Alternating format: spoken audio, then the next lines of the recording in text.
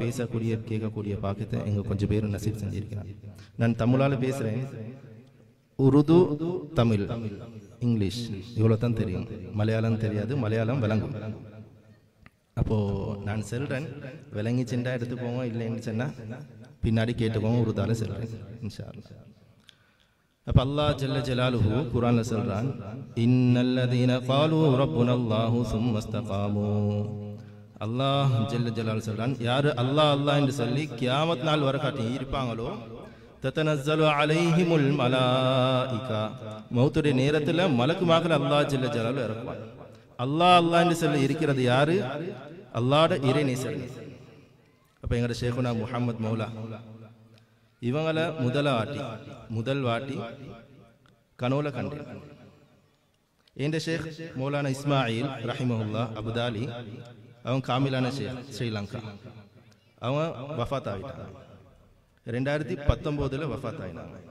2017 அவங்களுக்கு மிச்சம் சோம் இல்லாமல் இருந்துச்சு, சிஹருடைய தாக்கம். இந்த நேரத்தில் அடிக்கடி உள்ளத்தில் வந்து கொண்டே இருக்கும், எனக்கு காமிலான ஷேக் கொண்டோனும் காமிலான ஷேக் கொண்டோனும் சொல்லி.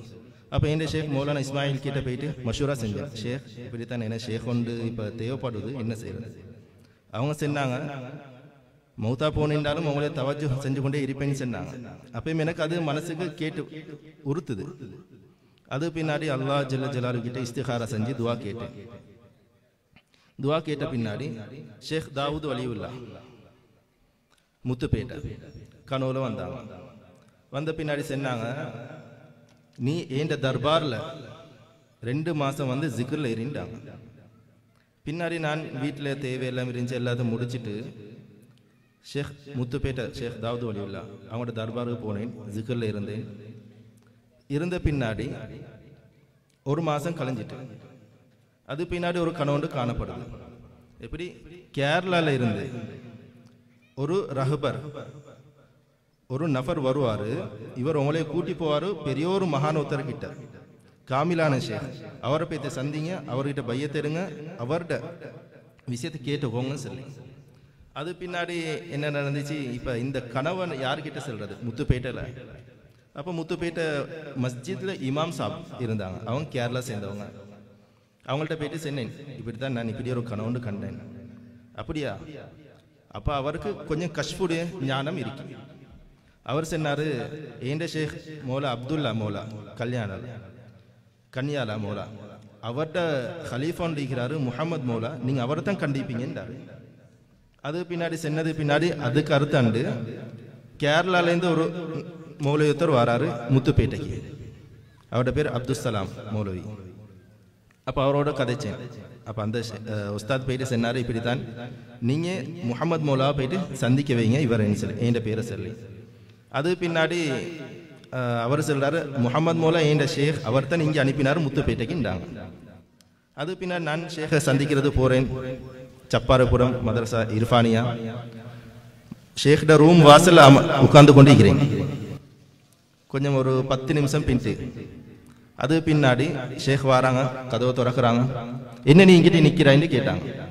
நான் ஷேக்கை பார்க்க, ஓ எனக்கு தெரியும், நீ சாப்பிட்டியா? இல்லையே. சாப்பிட்டுட்டு குளிச்சுட்டு வாங்கிட்டாங்க, ஜுஹர் வந்துட்டு வாங்கிட்டாங்க. பின்னாடி நான் சாப்பாடு எல்லாம் முடிஞ்சு இருக்கிறேன், ஷேக் கூப்பிட்டு அனுப்புறாங்க, ஸ்ரீலங்காலேருந்து வந்த நபரை கூட்டிட்டு வாங்க. பின்னாடி நான் போனேன், ஷேக்கை சந்திச்சேன். சந்திச்சது பின்னாடி ஷேக் ஏண்ட ஃபுல் ஹிஸ்டரியும் சொல்றாங்க. ஏண்ட ஷேக்குடைய ஹிஸ்டரி, ஏண்ட ஷேக் மௌலானா இஸ்மாயில் அவங்களோட ஹிஸ்டரியும் சொல்றாங்க. ஒன்று விடாம எல்லாத்தையும் சொல்றாங்க. அப்ப அவங்க மலையாளத்துல பேசுறாங்க.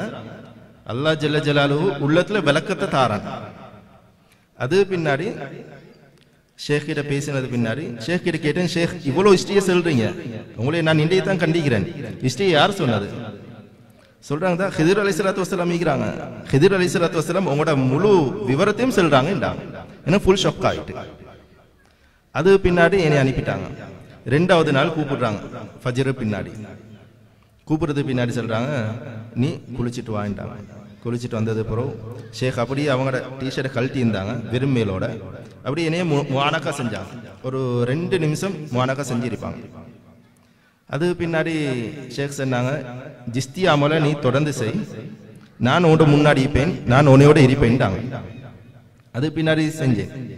3வது நாள் கூப்பிட்டாங்க ஷேக்.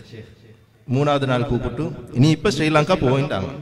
அப்போ எனக்கு முத்துப்பேட்டையில் சில வேலை இருந்துச்சு, முத்துப்பேட்டை போகணும்.